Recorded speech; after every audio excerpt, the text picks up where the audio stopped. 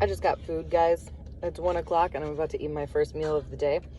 But while I'm separating all of these, because I definitely have OCD tendencies when it comes to food, I just wanted to touch on a subject that has been, usually most of the things I say come up in conversation with friends, or it's an overarching theme that gets brought up more than once in multiple groups that I'm speaking about, or video I'm watching, something like that.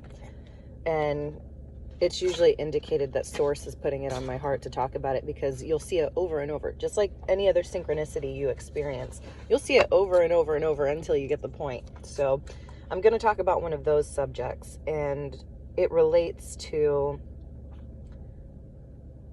legacy and selfishness, I should say. Sometimes the legacy you set up is not for you. Sometimes the work that you're given to do is not for you. It's not for your generation. It's not for your family specifically, whatever. Whenever you improve your life or improve your standing, improve your mentality, whatever it is, there's always going to be fruits of your labor that is going to benefit you.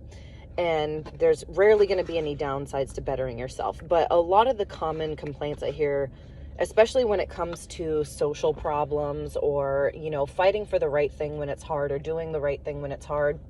One common argument that I hear is, well, it's futile because, like what change is really going to happen in the world from me changing this one thing or doing this one thing? Or if I become a better person, what really is going to change in the world? So there's this defeatist attitude, which, fair enough, because I used to have that, and sometimes in my moments of frustration I still have it, but I'm out of it being an automatic mindset now. I think the best way I can describe this is,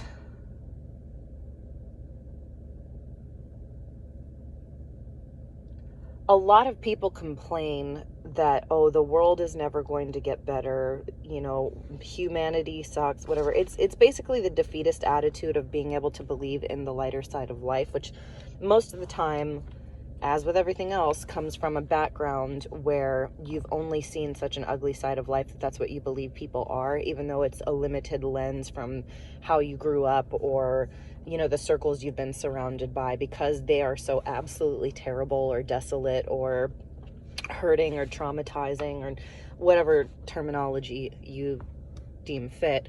You assume the rest of the world is like that when it's only been that little cul-de-sac or that little cell in the body that you've been raised in, or the group of friends that you've had. So there's that. But if you carry that mindset, or have had that mindset, one of the antidotes to that is to understand that sometimes when you're making something better, you're not making it better for yourself. Like, part of acceptance is really about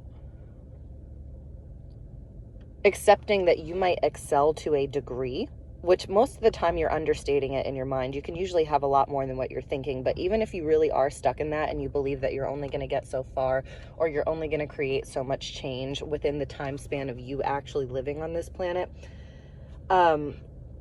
one saving grace is actually to remember that sometimes you're setting up something, sometimes you're a domino effect for the next thing. And because things layer past, present, future, right? Like sedimentary rock layers. The only reason you can see the wall is because every little layer in between. They talk about this in the Moana movie and the Right Where You Are song too, right?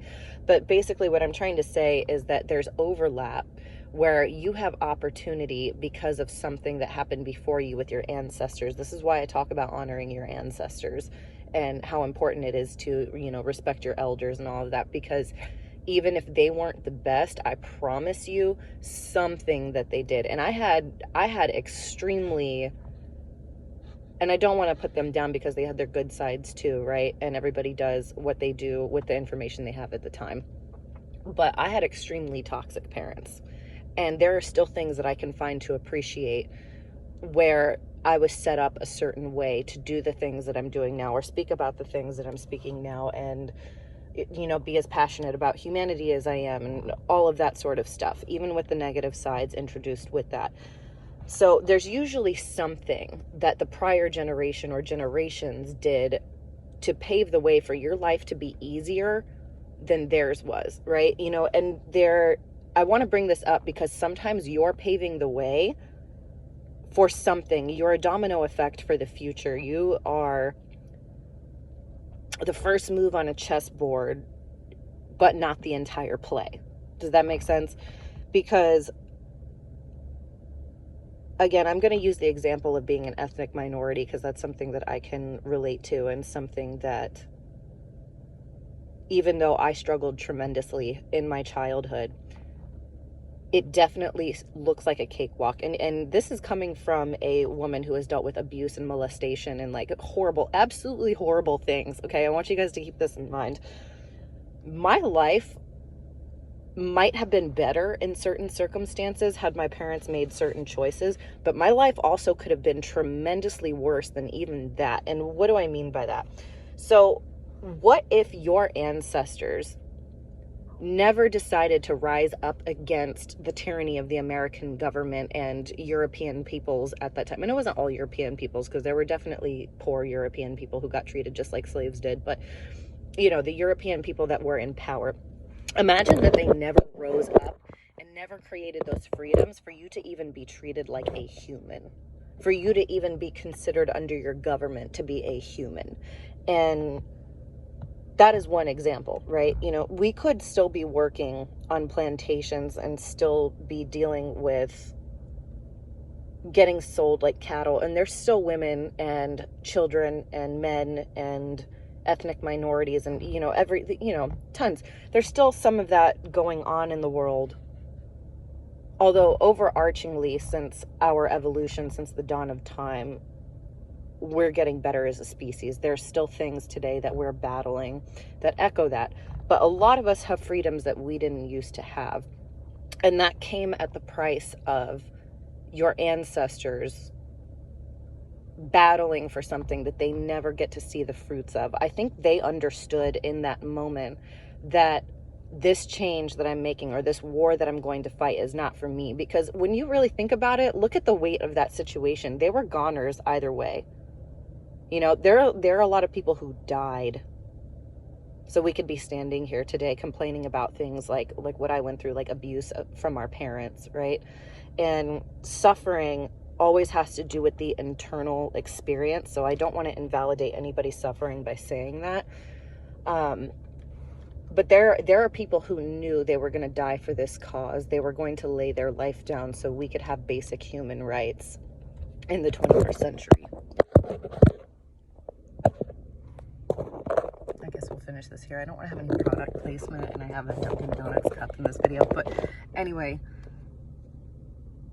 then you take people like my mother, who is a Latin immigrant. Again, did the best she could. And did I have the best upbringing? Absolutely not. You guys know that. I've talked about it on my channel.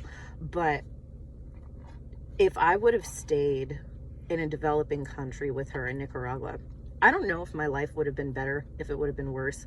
I don't know. But I know that in America, as corrupt as our capitalism is, and, you know, the whole, we're essentially world leaders in clinical narcissism, in my opinion. But with all the travesties that happen here, I think that there are opportunities that she had and opportunities that my brother and I had, despite the things that happened, if she didn't move to this country. And she sacrificed a lot. Like, she also came here by herself, if I'm not mistaken. I don't quite remember, but she made a lot of sacrifices to get here, and she's made a lot of sacrifices to get some of our other family members here. And she did not live the best life, which is why I had to deal with a lot of the traumas that I did, right? Because our parents didn't have the same quality of life as we did, and that's where trauma comes from. But I can say that my life is tremendously better than what it could have been, or how it could have played out, even safety-wise, with some of the places that she grew up, because I've been to my country quite a few times, and, you know, I've seen the quality of living in certain areas. Some areas are beautiful. Some areas are beautiful. They're better than the United States, but there are some areas that would make the worst ghettos over here look like a cakewalk. And I can definitely say that that was a sacrifice for me to even have the level of opportunity and experience that I did, even with all the tragedies that I went through.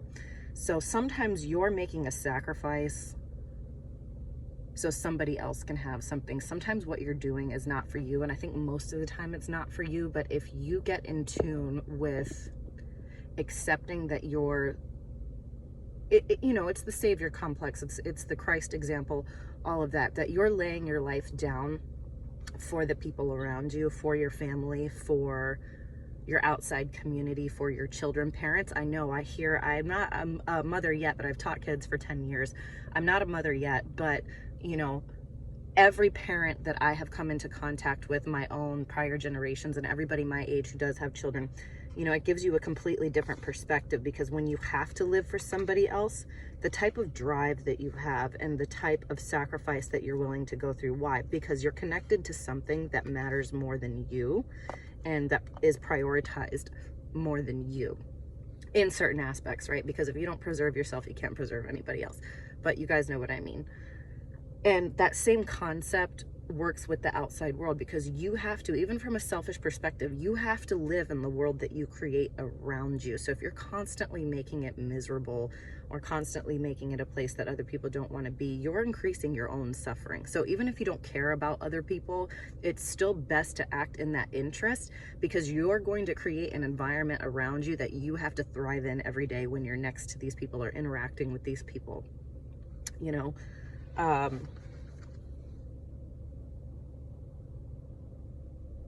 So that aside, there's always personal benefits to bettering yourself, regardless of what anyone says. But the main benefit is honestly changing the world, even if it's a world that you don't get to see the change of. That's the main point I was trying to make with this video. But I like to talk stream of consciousness, and I don't feel the need to put the videos I make in certain boundaries. I like to talk how I think, and I like things to be a little more organic, and I like things to flow. So yeah, but that being said, the main point I wanted to make with this video is sometimes you're making a change that you're not the direct beneficiary of, and sometimes you're making a change that you won't get to see. People complain about things like, oh, do you think we're ever going to get to a point where we don't have war, where we don't have violence, where we don't have human trafficking and blah, blah, blah. All of these other things. And again, when you guys look at this whole span of history and you zoom out, not just from the world that we are embodied in right now, but everything in the past, certain battles still exist, but they are greatly diminished from the types of things that we used to experience as a collective. I'm not talking about individually or any individual statistics of oppression, because it's still very real.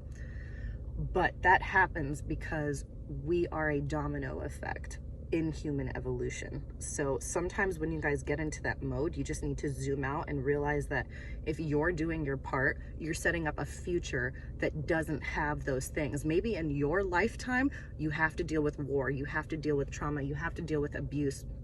But again, a lot of us talk about this with emotional healing, right? But this is true of any human conflict.